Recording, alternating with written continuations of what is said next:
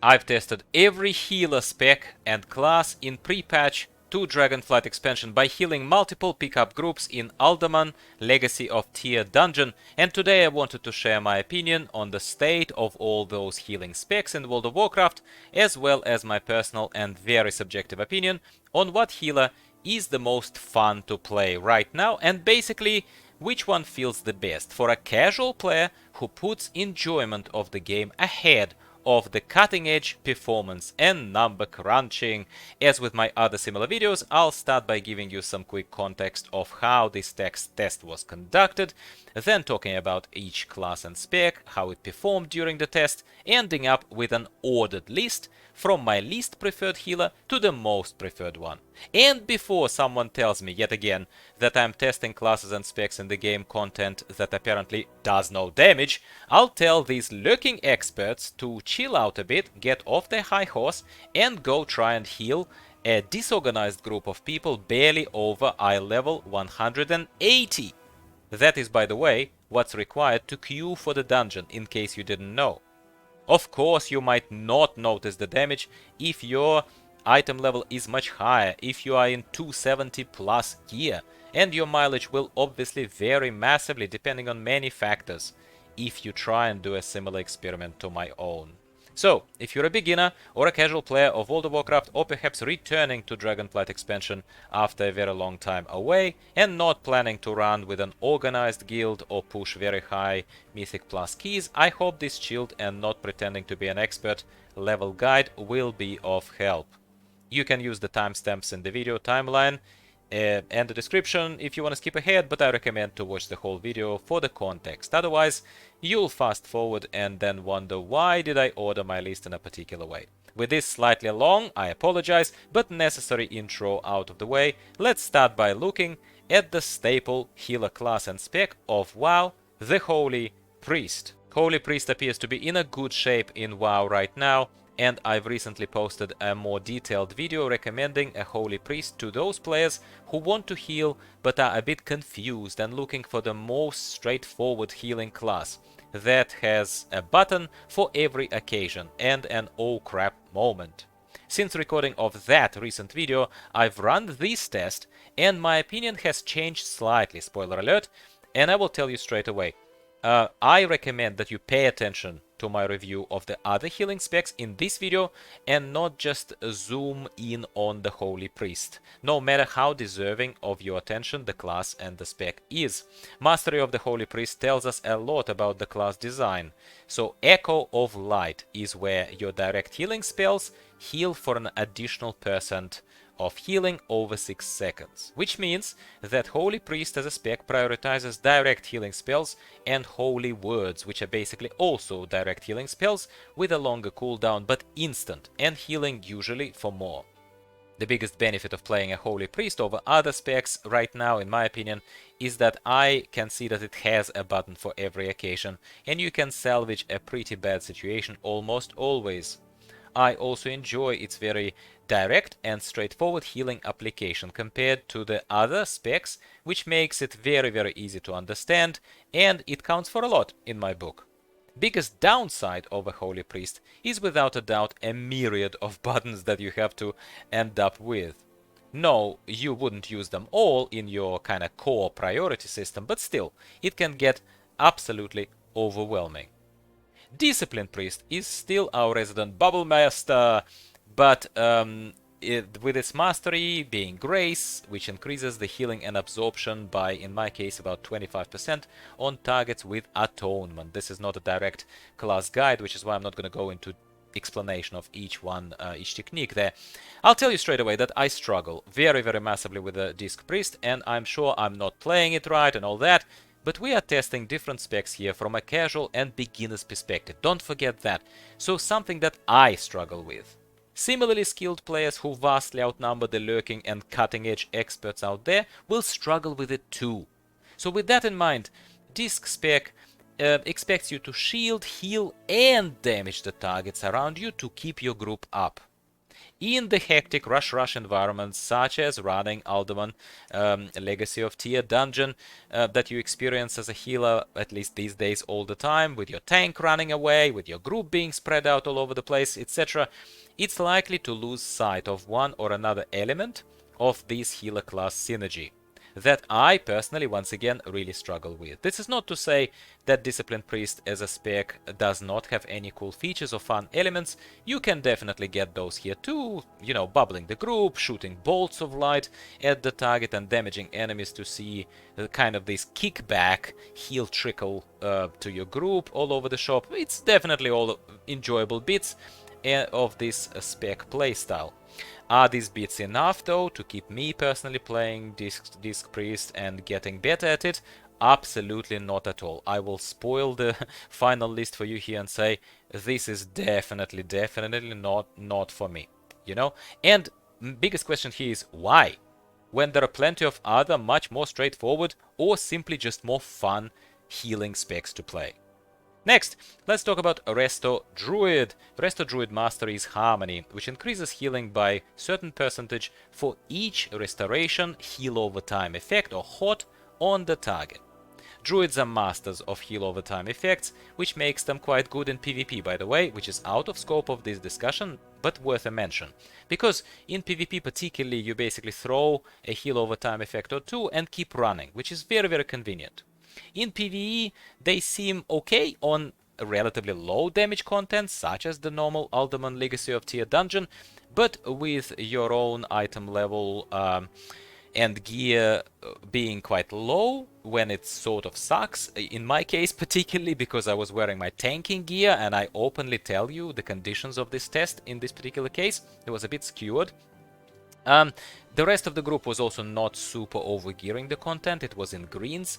I did feel sort of hard-pressed to top up some players whose health would be very rapidly dropping as they stand in AoE on the ground and in a few other tight spots that do exist, as opposed to popular belief, in Legacy of Tear dungeon. So this is why I'm saying why are they okay in low damage content, because while there is, say, Swiftmend that allows you to top up any of your heal over time effects with a burst of healing, Swiftmend is only one regularly usable tool that you have as a Resto Druid for that purpose, and it has a cooldown too. So pretty much everything else is a slow ticking HOT with some direct heal component, but that's only on regrowth and if you took some extra healing spells such as Nourish. Then you'd be able to do some direct heal top-ups as well. But unless everything is hotted up through the roof, and I'm talking 2 rejuvenations, Life Bloom, Efflorence, Wild Growth, spikes of damage will still bring your group down if people are a bit undergeared, and your Tranquility as well, which is a massive good button, but it also has a longish cooldown effect. So, in essence, you know, that's the feeling that I'm getting after blowing the dust off my Resto Druid spec in pre-patch 10.0. It's underwhelming. Now, on to Restoration Shaman, which is a slightly different story. Restoration Shaman Mastery is deep healing. It increases the healing by, in my case, up to a little bit over 50% based on the current health of the target, where it heals lower health targets for more, which is not bad, but it's also a little less predictable in my view. It's situational. What I love about Resto Shaman is their staple ability Earth Shield that reduces damage on the primary target massively and makes damage spikes a lot more controllable. And there is also a lot of both direct heals and heal over time abilities. Chain heal is fantastic, bouncing around the targets. And you can use a lot of that stuff as you see fit. Plus, you have totems that give you extra assistance if you're not keeping up particularly well. So, while the weaker point of Resto Shaman, same as any of the Shami specs to be honest in 10.0, is probably the largest number of buttons to press. I didn't count exactly, but it does feel that way.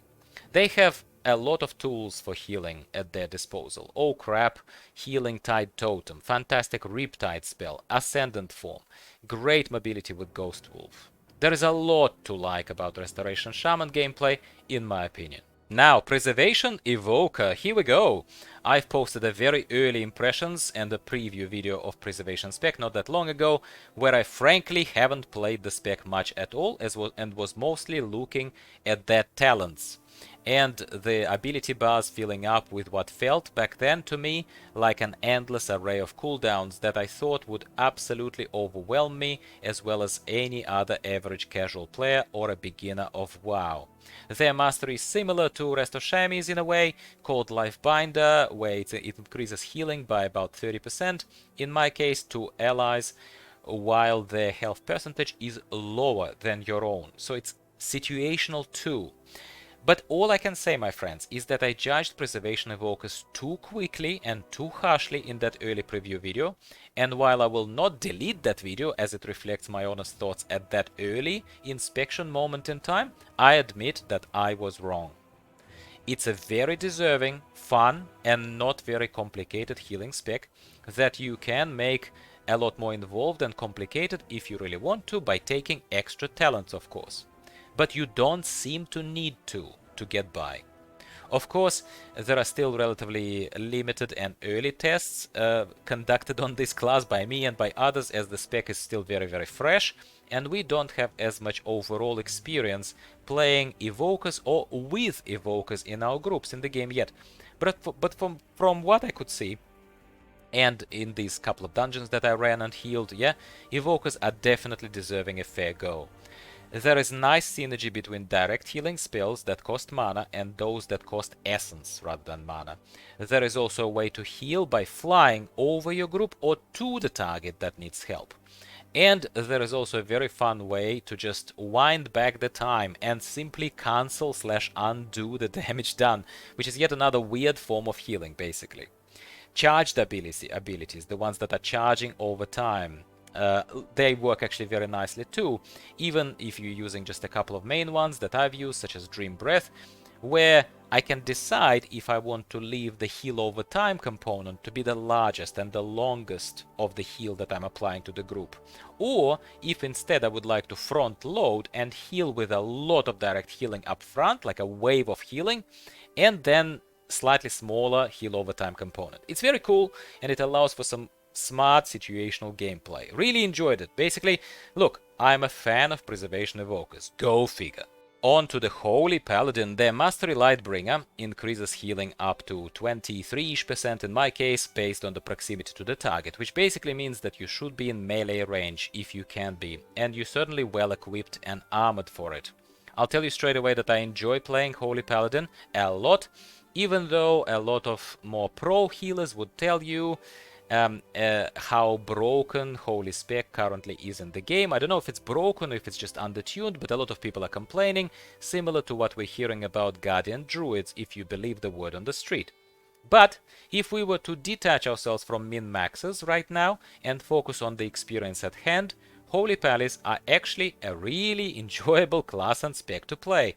You feel safe, heavily armored, very easily passively healing your people with Consecration if you spec'd into Golden Path talent, which you should be, casting Holy Shock and proccing Glimmer of Light on your targets, casting very joyous Light of Dawn Cone Heal AoE, doing a lot of other good things. Like, they feel good, these things, really, that keep gameplay nice, chilled, and never panicked, at least in my also relatively limited experience. The last but not the least healing spec in review is the Mistweaver Monk, my friends. Daunting, but very enjoyable class and spec overall. Slightly bloated by many buttons, in my humble opinion, Mistweaver offers a lot of fun to the player who likes to feel busy, and yet being very capable on the battlefield. Mistweavers are dynamic in their movement with their roll ability or Chi Torpedo. Serpent Statue offers an extra stream of Soothing Mist where required, and there are a couple of powerful oh crap cooldowns as well that you can use to get your group out of trouble if everyone decided again to stand in very obvious AoE on the ground. Mistweavers are kind of half-half reliant on heal over time effects, which are mists in this particular case, that they apply to their targets, and channeling something like Soothing Mist, usually on the primary target. The cool thing about the mists as a very special heal over time effect is that once they start overhealing, they jump to the other target. At the very least, Renewing Mist does that. I found it nice and easy to keep the group topped up when playing the Mistweaver, which I honestly can tell you I did not expect at all. Finally, I know it's not directly related to their healing capabilities, but it is still worth mentioning that our tank decided to leave after the first boss when I was healing the group as a Mistweaver. So, well, what did I have to do? I simply switched to Brewmaster, tanking spec of the monk. And we 4-man finished the dungeon because right now tanks are, not very frequently coming by, which is why I do think that while healing is very noble and wonderful profession in WoW, if you want to look at it that way, I still think that you should give tanking a try as well and consider that. Where I'm going with this? Well, look, even though Brewmaster isn't the most self-sustaining or self-healing spec out there, just watch my list of the best tanks for Dragonflight for further insights.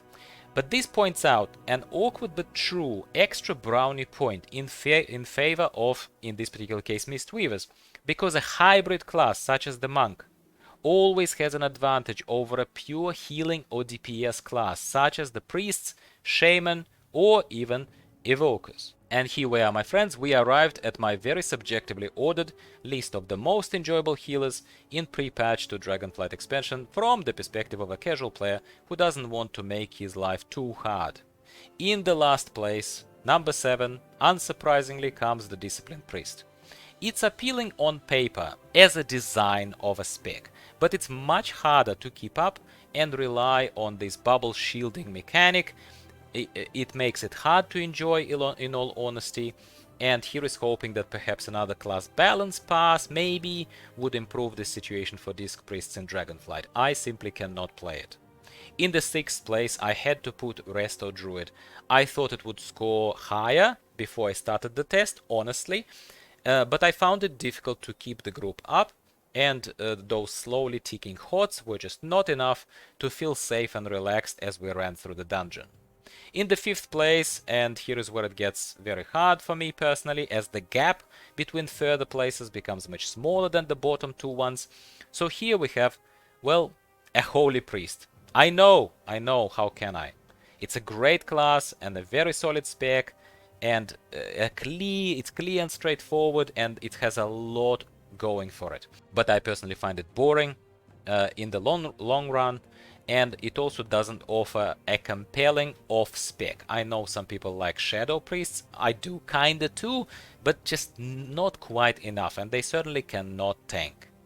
In the 4th place, I've put Resto Shaman. Very, very good healing spec, more fun subjectively than a Holy Priest, and much more versatile and potent than a Resto Druid, but still too many buttons, totems on top of healing over time, on top of AoE, on top of direct healing spells, is just too much at some point. Also, no tanking off spec. Yep, we need to start splitting hairs here. Now, top 3. In the 3rd place, I've very surprisingly once again for myself put Mistweaver Monk. Who would have thought that it would have scored higher than, say, Restoration Shaman? But it does, simply because it can also tank if it needs to. And for me, being a main tank, it's always a hidden advantage that I have to consider. Maybe you will too. On top of that, Mistweavers are fun, just as busy and button rich as, say, Restoration Shaman. But yeah, this is how the cards fell this time around. Let me know in the comments down below your list. How is it looking at this stage, if you're a healer especially, and if you're agreeing with my choices and lineup so far. In the 2nd glorious place, we have a very surprising, almost winner, Preservation Evoker. Congrats, Evokers, I didn't think you'll make it, and this alone makes you deserve this 2nd spot. I am pleasantly surprised by Preservation spec. It was really fun to play one. I feel like I'll be doing it again, even outside of this healing spec test. And the top of the leaderboard today goes to the Holy Paladin. As always, I've given you my logic of a casual player, and I don't want to defend it beyond everything that's been said about Holy Pally and the other healing specs. already in this video, Holy Pally is all around a very solid healer choice that will feel good in the expert hands and in the hands of the beginner, in my humble opinion. Plus, it's on a very solid and noob-friendly tanking spec chassis of a protection pally. So if you invest your time and effort into this class, it would pay off more so than any other class in the game at this point in time. Did you enjoy the video? I hope you did. Please give me a like if so, and subscribe for more from me. And don't forget to let me know your class choices. How are they looking right now before Dragonflight expansion launches? I will talk to you in the next video about something else, no doubt Dragonflight related. Bye for now.